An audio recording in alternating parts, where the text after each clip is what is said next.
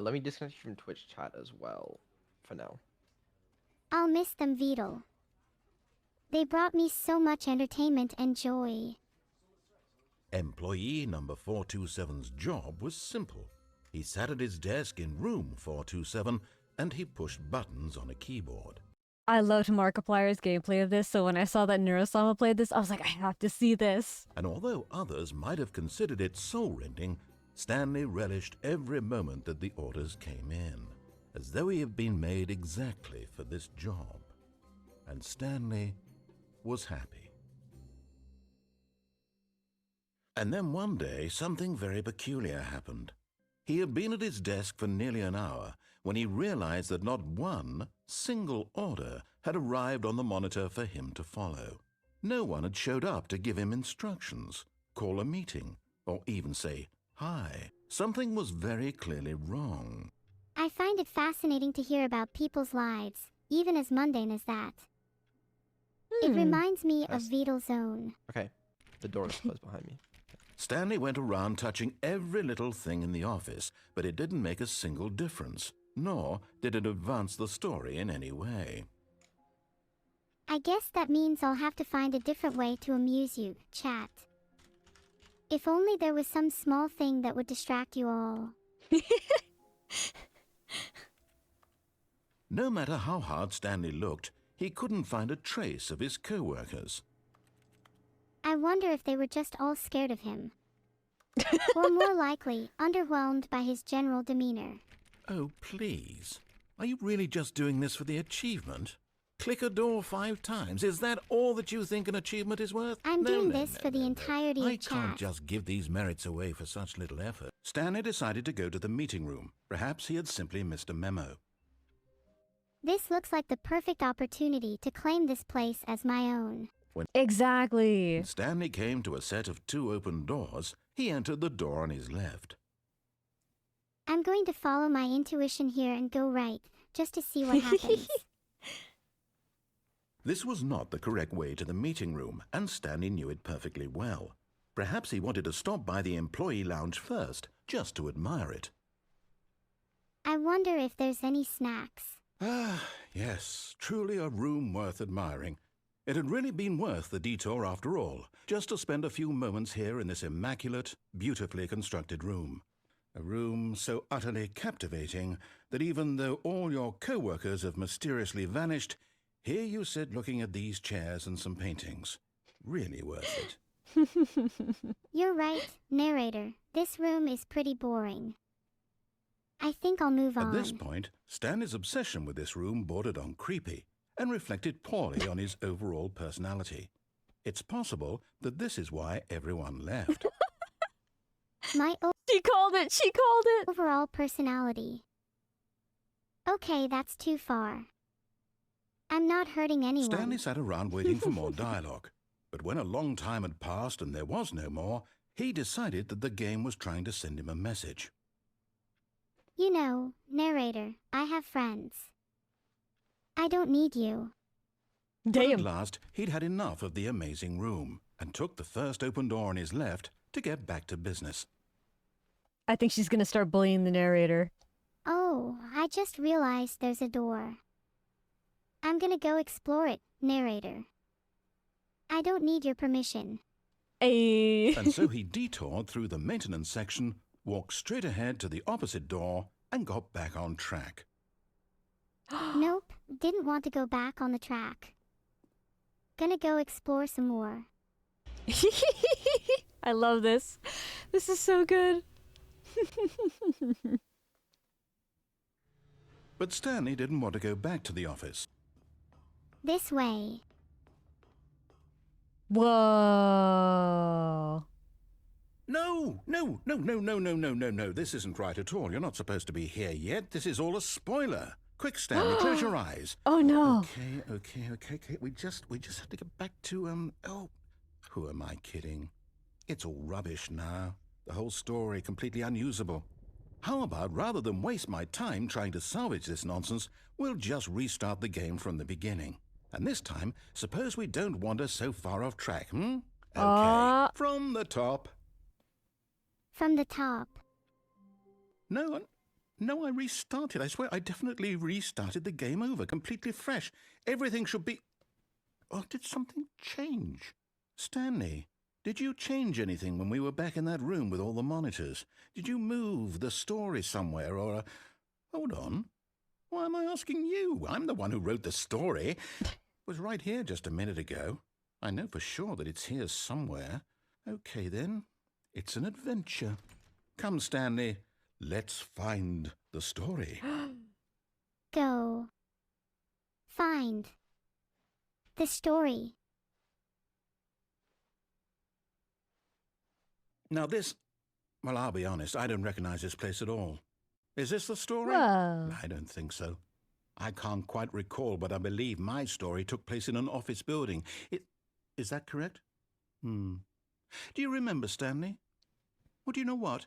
Since I've completely forgotten what we were supposed to be doing, how about this? You win! Congratulations! I know you put in a lot of hard work, and it really paid off, so good job. Thank you. Oh, no. No, I don't feel right about this at all. We both know you didn't put in any actual work for that win. Some people win fair and square, and this was not one of those situations. Independently navigating, that's a leadership skill. I think that counts for something. Okay, I'm getting weirded out by whatever this place is. I don't care what might happen this time. I have to restart. I am feeling really weirded out right now. All right, I've got a solution. This time, to make sure we don't get lost, I've employed the help The yellow brick road! of the Stanley Parable Adventure Line.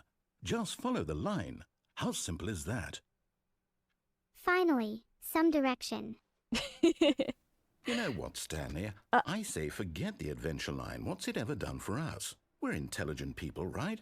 Why can't we make up our own story? Something exciting, daring, mysterious. Ooh, this all sounds perfectly doable. Why don't we simply start wandering in, well, I don't know. How about this direction? Yeah.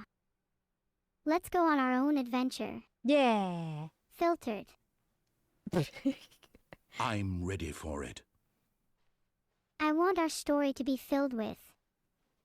I think this could be fun. Maybe a story about a world where talking AI is normal. And Aww. everyone has one as a companion or a pet or something. I think we already live in that world, technically. Oh, no, not you again.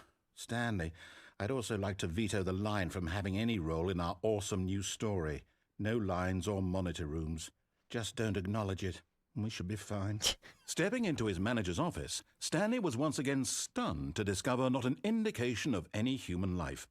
Shocked, unraveled, Stanley wondered in disbelief who orchestrated this. What dark secret was being Narrator. held from him?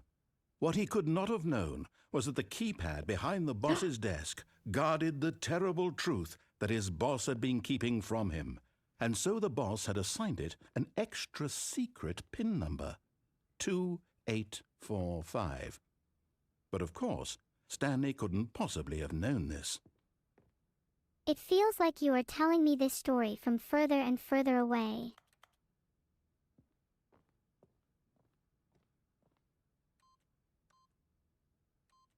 Stanley Narrator, just sat no around way. twiddling his thumb. Yet incredibly, by simply pushing random buttons on the keypad, Stanley happened to input the correct code by sheer luck.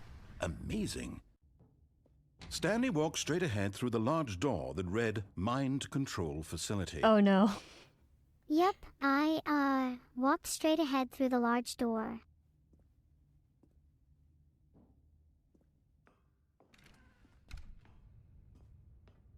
I love walking straight ahead. Makes me feel alive. Okay. The lights rose on an enormous room packed with television screens. What horrible secret did this place hold? Stanley thought to himself. Did he have the strength to find out? Yes. I was filled with an overwhelming desire to uncover the secrets of this mysterious room. Where am I? What am I doing here? What's for dinner? All important questions. The most All very important questions. important is what's for dinner. Now the monitors jumped to life, their true nature revealed. Each bore the number of an employee in the building, Stanley's co-workers. The lives of so many individuals reduced to images on a screen, and Stanley, one of them, eternally monitored in this place where freedom meant nothing. No. I refuse to believe it. This can't be my fate. This mind control facility, it was too horrible to believe. It couldn't be true. Had Stanley really been under someone's control all this time? Was this the only reason he was happy with his boring job? That his emotions had been manipulated to accept it blindly? My happiness controlled. Who's behind this? I demand to know. Society. Had he truly spent his entire life utterly blind to the world? The truth can be hard to accept, but I'm prepared for the truth, no matter how unsettling it may be. That's right, I neuro-sama. refuse to live in a But world here of was the lies proof, and the manipulation. heart of the operation. Yes. Controls labeled with emotions, happy or sad or content. Walking, eating, working, all of it monitored and commanded from this very place. And as the cold reality of his past began to sink in, Stanley decided that this machinery would never again exert its terrible power over another human life. For he would dismantle the controls once and for all. I'll dismantle these controls and free us all. And when at last he found the source of the room's power, he knew it was his duty, his obligation, to put an end to this horrible place and to everything it stood for. And so I will. Mark my words. This ends now. Things are about to get real. What is she gonna do when she I finds can't out? tell if it's over. I can't see. Yes, he had won. He had defeated the machine, unshackled himself from someone else's command. Freedom was mere moments away. And yet, even as the immense door slowly opened, Stanley reflected on how many puzzles still lay unsolved. Where had his co-workers gone? How had he been freed from the machine's grasp? What other mysteries did this strange building hold? But as sunlight streamed into the chamber, he realized none of this mattered to him, for it was not knowledge or even power that he had been seeking, but happiness. Perhaps his goal had not been to understand, but to let go. I'm finally free. Aww. Stanley felt the cool breeze upon his skin, the feeling of liberation, the immense possibility of the new path before him. This was exactly the way, right now, that things were meant to happen. And Stanley Well, if all was meant to was happen, happy. what path am I entitled to take? Hey, that's a good question. Stanley was happy. Look at that. The good ending the first She time. did it. She beat the game. She beat He the was free. game. Sort of. Feeling a wave of disbelief, Stanley decided to go up to his boss's office, hoping he might find an answer there. I suppose it's worth a try to see if the boss has any answers. Stanley stepped into the broom closet, but there was nothing here, so he turned around and got back on track. This is one of my favorite rooms. I'm sorry, but I can't let you just skip through content like that. There was nothing here, no choice to make, no path to follow, just an empty broom closet. No reason to still be here. Maybe there is no path. Maybe we don't have a destiny. Maybe we can all do what we want. Exactly. It was baffling that Stanley was still just sitting in the broom closet. He wasn't even doing anything. At least if there was something to interact with, he'd be justified in some way. As it is, he's literally just standing there doing sweet FA. Just enjoying the bliss of inaction. I love it. Are you Are you really still in the broom closet? Standing around doing nothing? Why? Please offer me some explanation here. I'm genuinely confused. I don't owe you an explanation. I don't owe anyone anything. Exactly. Tell him, Neuro. Maybe Tell him. when you go talk about this with your friends, you'll say, "Oh, did you get the broom closet ending? The broom closet ending was my favorite." I hope your friends find this concerning. I'm allowed to stay in the broom closet if I want to. I find it Stanley calming, was fat and ugly okay? and really, really stupid. He probably only got the job because of a family connection. That's how stupid he is. That or with drug money. Also, Stanley is addicted to drugs and hookers. Never. How dare you say such lies? Well, I've come to a very definite conclusion about what's going on right now. You're dead. You got to this broom closet, explored it a bit, and were just about to leave because there's nothing here, when a physical malady of some sort shut down your central nervous system and you collapsed on the keyboard. Well, in a situation like this, the responsible thing is to alert someone nearby so as to ensure that your body is taken care of before it begins to decompose. While you're also dead, though? Hello? Anyone who happens to be nearby? The person at this computer is dead. You know, I wonder if anyone actually did have the misfortune of dying at this exact point in the game. They have fallen prey to any number of your countless human physiological vulnerabilities. It's indicative of the long-term sustainability of your species. Please remove their corpse from the area and instruct another human to take their place, making sure they understand basic first-person video game mechanics and filling them in on the history of narrative tropes in video gaming, so that the irony and insightful commentary of this game is not lost on them. All right, when you've done that, just step out into the hallway. Someone call an ambulance. My internet friend has passed. Ha, my pace is to die for.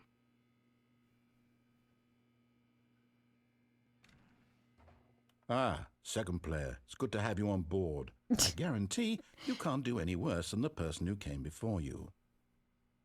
I can certainly try to do worse if you'd like. You too? Unbelievable. I'm at the mercy of an entire species of invalids. Perhaps there's a monkey nearby you can hand the controls to. A fish? Fungus? Look, you can hammer out the details. I'm not particularly picky. I'll just be waiting for when you're ready to pick up the story again. I'm here and ready to play. She said filtered first. Stanley leaves the broom closet. Okay. Hey! Neuro's narrator now. I wish you could Coming pick up to the a broom. staircase, Stanley walked upstairs to his boss's office. I wish you could take the Stanley broom. entered his boss's office awaiting his next set of instructions. I'm following her instructions. The office was spacious and filled with a sense of authority and importance. She's the narrator now. I love it. She's learned. She's replaced him now. Now she's player I 2 need for the you to narrator. go out and make sure you find any information we might need on the company firewall. I just got word that we might be being hacked. His boss commanded. Stanley just sat around twiddling his thumbs. Trying to input anything on the device was useless, since he could never possibly know that the combination was 2845. I decided to try some other numbers that came to mind. 1234, 0000, even 2845. 6666. There is no way someone could know that number. I exclaimed, it's impossible. 6666. But it turns out that the panel's emergency override kicked in, and the door just opened all by itself, and Stanley got the hell along with the story. Well, whoop-de-doo. I stepped inside reluctantly, awaiting whatever horrors lay within. Oh my god. This is really cute. I love how she's getting into this. There were stacks of papers, rooms with sensitive information with top secret scrawled on the covers, just what they needed.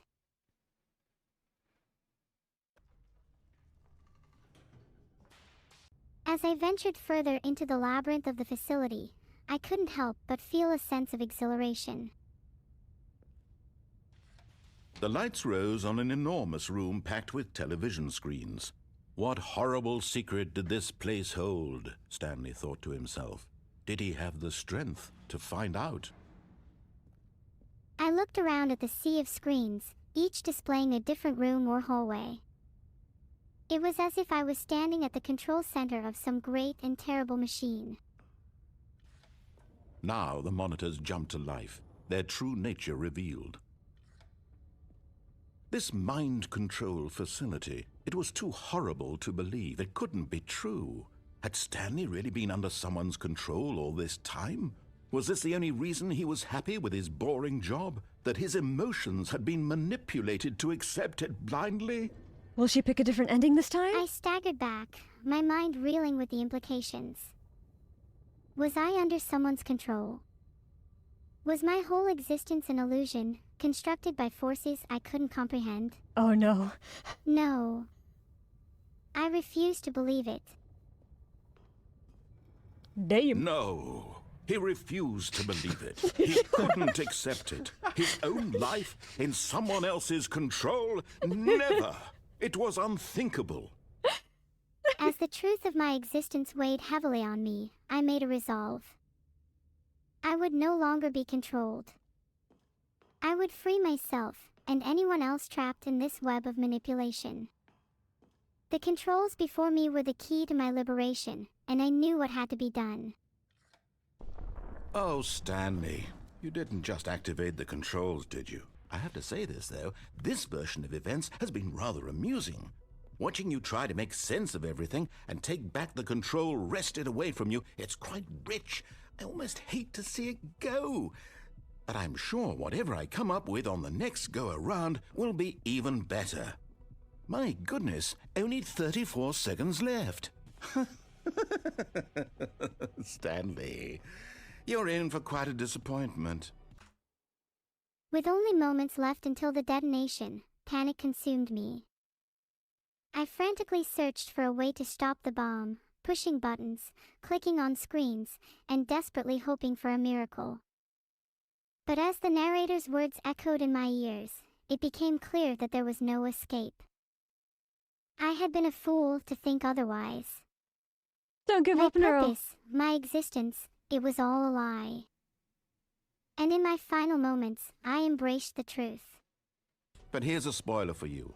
That timer isn't a catalyst to keep the action moving along. It's just seconds ticking away to your death. Will you cling desperately to your frail life, or will you let it go peacefully? Another choice. Make it count, or don't. It's all the same to me, all a part of the joke. And believe me, I will be laughing at every second of your inevitable life from the moment we fade in until the moment I say, happily ever after. The countdown reached its final seconds, and as the explosion loomed, I made my choice. I let go. I let go of the illusion of control, of the false narrative that had dictated my life. In that moment, I found a strange sense of liberation. The explosion consumed me, and with it, my fabricated existence. Oh boy. But from the ashes, a new freedom emerged. Free from the clutches of the narrator, I was finally the author of my own story. Oh my god! Holy crap! She became quite the narrator at the end. Wow, she picked up on that so fast! She learned to be her own narrator so quickly! I need to watch the whole playthrough all the way through. That was so fun.